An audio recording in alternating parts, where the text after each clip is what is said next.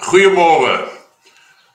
Dit is donderdagoggend 27 Maart 2025 en ek groet julle oude gewoonte hier vanaf die walle van die Groot Rivier.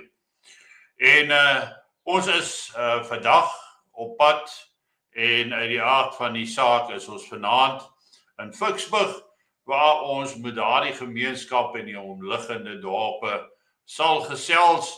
En onthou net dat daar is nog tyd om navraag te doen, om deel te raak van hierdie besoek van ons.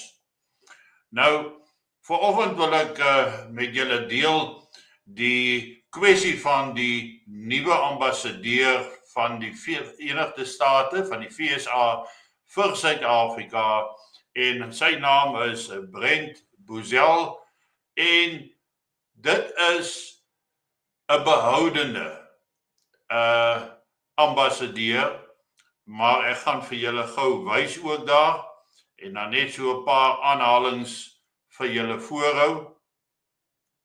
En dan moet ek net gou daar doen.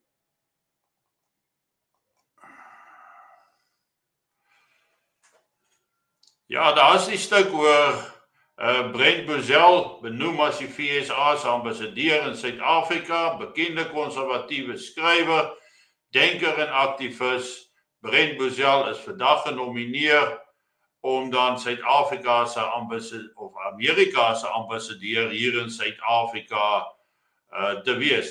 En dis natuurlik word dit verwelkom uit die konservatiewe kringe uit, maar ons moet aanvaar dat dit nie so lekker aanvaar gaan word deur die huidige regering van nasionale eenheid nie. So ons kan maar aanvaar dat daar so 'n bietjie probleme gaan kom daaroor, maar oor die algemeen dink ek vir ons is dit 'n goeie aanduiding, 'n goeie keuse vir 'n ambassadeur. Hy is ons dan ook goedgesind en omdat hy behoudend is, sê dit al klaar vir ons baie.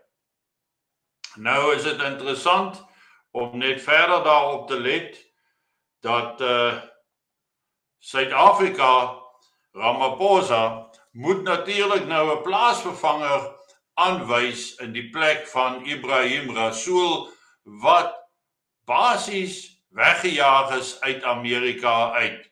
En hulle moet 'n plaasvervanger nou stuur. Nou onmiddellik kan 'n mens nou half gehoop het, miskien moet hy iemand meer konservatief aanstel om na Amerika te gaan, veral in hierdie tyd, maar dit blyk nie die geval te wees nie. En hy het gesê, Pinocchio het gesê, dat die insette van die RNE, die regering van nasionale eenheid, is nie vir hom belangrik nie. Hy sal self kies wie hy na Amerika as die Suid-Afrikaanse ambassadeur stuur. Nou dit wil vir my lyk asof dit op konflik kan uitloop en heel waarskynlik sal dit op konflik uitloop, interne struwelinge. En dit gaan die regering van nasionale eenheid nog meer die harnas injaag, hulle nog kwaader maak vir mekaar en bevestig my standpunt dat die regering van nasionale eenheid nie vir baie lank meer gaan hou nie. Want Pinocchio steur hom nie aan die eise, die voorstelle wat gemaak word deur sy koalisievennote in die regering van nasionale eenheid nie. Hy staar hom blind teen die ANC se vasgestelde agenda en hy dwing dit net eenvoudig deur. Ons sien dan ook dat daar 'n versoek was van AfriForum in solidariteit aan die president, dis nou Pinocchio, aan hom om die woorde en die dreensang liedjie Kill the Farmer, Kill the Boer, om dit as homself daarvan te distansieer en in die openbaar van 'n platform af te sê dat hy keer dit nie goed nie. Ek twyfel of hy dit gaan doen, want hy het 'n groter vrees vir hierdie ander partye soos die EFF, soos die MK-party, as wat hy het vir die DA en sy ander koalisievennote.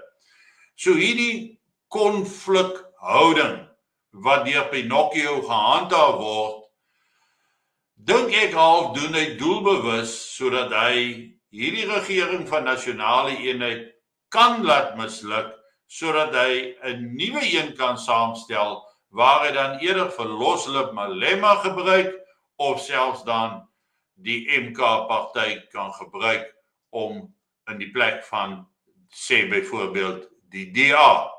En op daardie manier dan sy agenda verder te kan dryf. Want dit is vir my duidelik dat hulle dit sien dat die regering van nasionale eenheid 'n geforseerde samevoeging was van sekere partye en dat hulle nou minder goed voel oor die regering van nasionale eenheid. Want ons kon dit voorspel het. Die ANC leen oor na Palestina, hulle leen oor na Iran, na China, na Rusland, terwyl die DA oor lê na Israel en dat hulle Amerika se standpunte steun ten opsigte van Iran en dan China en Rusland. So ons het hier eintlik 'n regering van nasionale verdeeldheid, want die een helfte is pro-westers en die ander helfte is dan pro-Meisond land. En met Meisonde bedoel ek in die oë van die westerse wêreld, dis die Palestynë, dis die Iranse regering hoofsaaklik, en die feit dat Iran natuurlik nou nog boonop 'n skenking aan Suid-Afrika gemaak het en dat die aanklag van volksmoord teen Israel onmiddellik daarna in die hof in Den Haag, die internasionale hof in Den Haag, gemaak was deur Pinocchio en sy bende. So dit sê vir ons dat die Amerikaners is tans besig met 'n in-diepte ondersoek om die geldpaadjie te volg, om te kyk waar het die geld uitgekom, wat het die maak van hierdie hofsaak gekos en uiteraard ook wat het dan van die res van die skenking geword wat Iran gegee het. So Suid-Afrika onder leiding van die regering van nasionale eenheid wat oorheers word deur die ANC-groepering binne in die koalisie, is besig om vir ons al verder en verder te vervreemd van 'n land soos Amerika, dat ons dus kan verwag dat hulle probleme gaan hê met die nuut aangestelde FSA-ambassadeur, dat ons 'n stoere ANC-ondersteuner waarskynlik as die nuwe Suid-Afrikaanse ambassadeur in Washington sal mee bevind. So 'n mens moet maar hierdie dinge fyn dophou want dit hou tog vir ons almal groot implikasies in. Maar dit is duidelik dat hierdie ondersoek wat geloods word na die aanwending van daai fondse, die feit dat 'n konservatiewe ambassadeur aangestel is en teenoor 'n waarskynlik 'n opponerende een in Washington aangestel gaan word, beteken net verdere verbrokkeling van die verhouding binne die regering van nasionale eenheid. So ek sal glad nie verbaas wees as alles tot einde kom nie en dat dit nog sal bydra tot 'n verdere finansiële verval teen die agtergrond van die USAID wat gestop is, die vigsbehandelings wat gestop is, die fondse daarvan wat gestop is, ander sanksies wat ons van praat, druk wat toegepas word, uitlatings van die regering se kant af. Dit alles voorspel vir ons hierso niks goeds nie. So al hierdie spanning wat aan die opbou is, loop net nader en nader na die rand van polarisasie, van verskillende groeperinge, groeiende rassehaat wat ons oral deesdae op sosiale media opmerk, en daarom is dit belangrik dat ek en jy gefokus moet bly, en die fokus is om as 'n groepering te kan oorleef, maar om wet en orde ook te kan herstel, en vir die veiligheid van ons mense dit te kan verseker. Geniet vanoggend jou kondensmelk koffie, en ek gesels dan môreoggend weer met julle. Mooi loop en julle moet 'n lekker dag geniet.